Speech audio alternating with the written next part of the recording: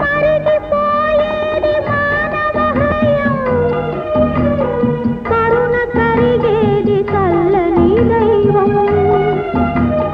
మరిగిపోయేది మానవ హృదయం, కరుణ కరిగేది చల్లని దైవం.